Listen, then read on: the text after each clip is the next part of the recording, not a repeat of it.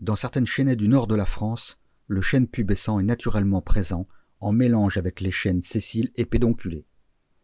La présence de cette essence n'est pas toujours connue et la gestion des chênaies se fait sans distinction par rapport à cette essence. Plus résistant à la chaleur et à la sécheresse, résistant aussi au froid, favoriser le chêne pubescent serait une opportunité pour conserver nos chênaies en les adaptant au changement climatique. Alors, tu vois Jérôme, on se trouve sur une parcelle avec des peuplements qui sont assez représentatifs de ce qu'on peut trouver dans des chênaies de la région centre, avec ce mélange d'essences chêne pubescent, chêne sessile et chêne pédonculé. Autrefois, et même encore actuellement, on gérait ces peuplements sans trop se poser de questions. Et face au changement climatique, on se dit que maintenant, peut-être que ça serait intéressant de voir la chose un petit peu différemment. Qu'est-ce que tu en penses ? Oui, je suis d'accord. Aujourd'hui, l'enjeu des forestiers, c'est d'adapter la forêt aux conditions climatiques. On sait que le chêne pubescent résiste bien mieux aux sécheresses que les deux autres chênes. En plus, il progresse naturellement petit à petit vers le nord. Donc on a tout intérêt à accompagner cette conquête. Donc, à mon avis, les deux étapes importantes dans nos chênaies, c'est de repérer, de distinguer les chênes et de repérer nos chênes pubescents et de les favoriser lorsqu'ils sont de qualité sur des sols qui les conviennent, comme ici c'est le cas. Donc justement, sur cette parcelle, tu vois, il y a des numéros. C'est un site sur lequel on a mis en place un dispositif pédagogique dans un premier temps, qui nous permet de pouvoir former les forestiers à la détermination du chêne pubescent, et puis à s'essayer à faire des sylvicultures en faveur du chêne pubescent. Et en plus, comme on mesure fréquemment ces arbres, cela nous permet aussi de savoir un petit peu plus sur ce chêne, comment il pousse, quel est son comportement. Donc c'est quelque chose qu'on pourrait adapter donc, pour les propriétaires forestiers et éventuellement pour même des professionnels. Tout à fait, c'est l'objectif. Tu vois, on considère souvent que le chêne pubescent est un chêne qui n'est pas apte à produire des arbres de qualité en bois d'œuvre, des arbres qui ne sont pas toujours non plus forcément très très gros. Donc, ce que je te propose, c'est de te montrer un arbre un petit peu remarquable.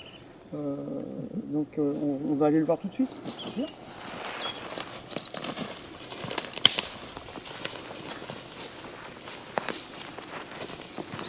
Voilà cet arbre. Il y en a plusieurs sur la forêt. C'est un arbre là, celui-là fait 232 tours. Alors effectivement, c'est pubescent et effectivement de belle qualité. Donc cela confirme un petit peu ce que l'on observe. Maintenant qu'on prête plus attention aux chênes, même aux chênaires en région centre, il y a de plus en plus de beaux chênes en fait qui sont bien des pubescents alors qu'on n'y prêtait pas attention avant. Juste derrière moi, nous sommes en présence d'un taillis simple de chêne pubescent pur, pour lequel une coupe de taillis a été réalisée il y a 2-3 ans, une coupe de taillis traditionnelle, avec uniquement pour vocation de produire du bois de feu. Quelques arbres isolés ont été conservés pour ponctuellement, éventuellement, avoir quelques arbres de bois d'œuvre, mais on voit très nettement que la qualité ne sera pas là. Le fort isolement a fait apparaître de nombreux gourmands sur le tronc, donc dépréciant forcément la qualité et produisant à terme du nœud.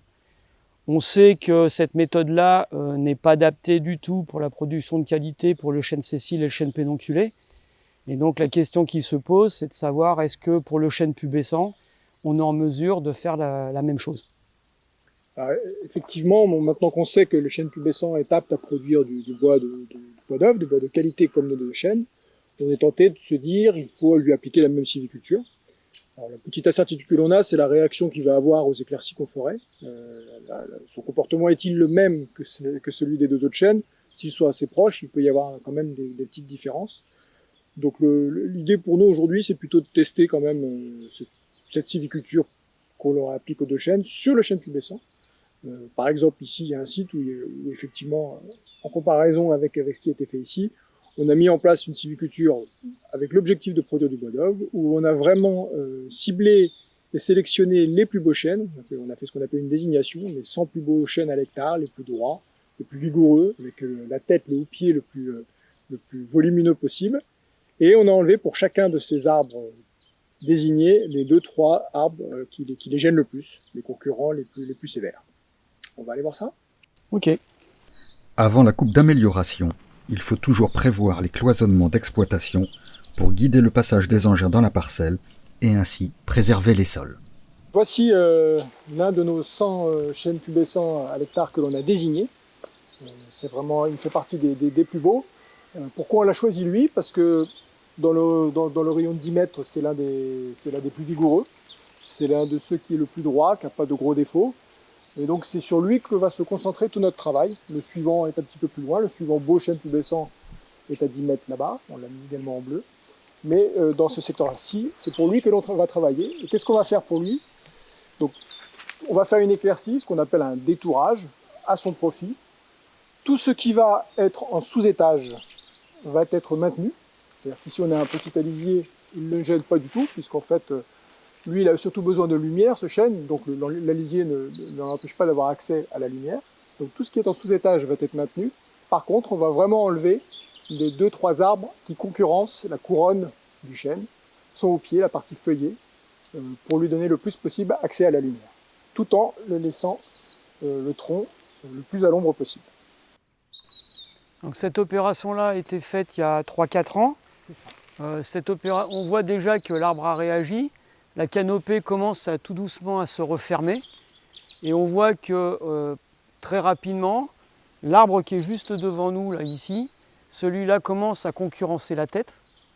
Donc l'opération qui sera menée, et on parle toujours d'amélioration continue, cette amélioration, elle se fera en faisant une légère éclaircie à nouveau, toujours de détourage, pour à nouveau remettre le houppier de l'arbre qu'on a déjà désigné, le mettre encore en pleine lumière pour qu'il développe encore un peu plus son houppier, puisqu'on rappelle, le houppier, c'est vraiment l'usine à bois de l'arbre et c'est ça qui fait pousser les arbres. Donc voilà l'opération. Et une chose très importante, c'est que bien évidemment l'alisier sera encore conservé et tous les arbres dominés qui ne gênent pas la tête de l'arbre, en l'occurrence par exemple les chênes qui sont juste derrière, ceux-là seront conservés pour toujours maintenir la qualité et ne pas surtout déprécier le travail de plusieurs années. Dans la moitié nord de la France, favoriser le chêne pubescent quand il est présent peut faciliter et accélérer l'adaptation des chênaies au changement climatique, à condition que la station permette la production de bois d'œuvre. Dans ce cas, et dans un premier temps, se baser sur les itinéraires techniques utilisés habituellement pour les chênaies sessiles et pédonculées reste le plus simple. Néanmoins, le caractère de cette essence reste mal connu. Il est donc nécessaire de continuer à tester les différentes sylvicultures proposées pour vérifier leur pertinence et les adapter aux besoins du chêne pubescent.